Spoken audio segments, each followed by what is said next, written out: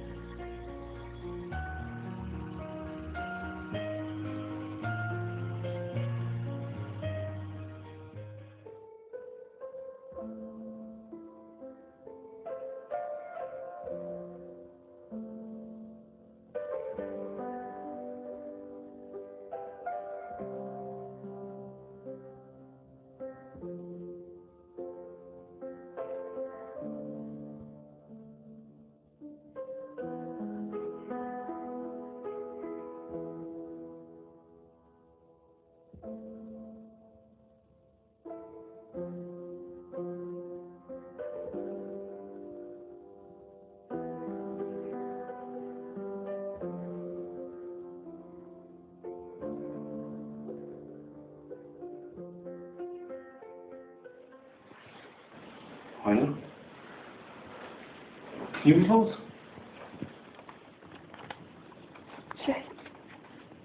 Спасибо.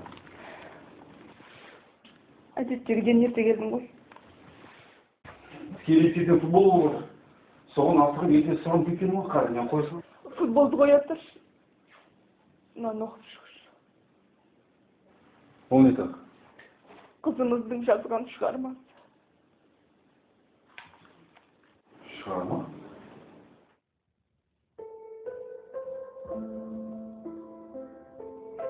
Алла тағала, бүгін сенен ешкім сұрамаған өте ерекше нәрсе сұрағым келеді.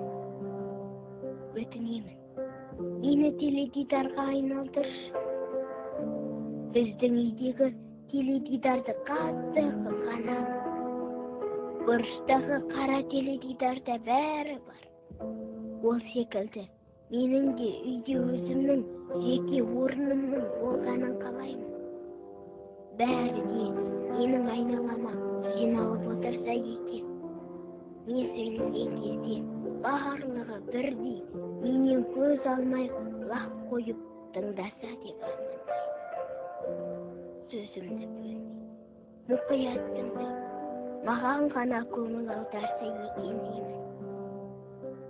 Теледидар бұзылып қалған кезде барлығы жағдайын уайымдап шулап кетеді ғой. Айтшы маған, сонда теледидардың қай жері жақсы екен? Мені де ол секілді етіп қойшы. Сенен осыдан артық ештеңе сұрамаймын.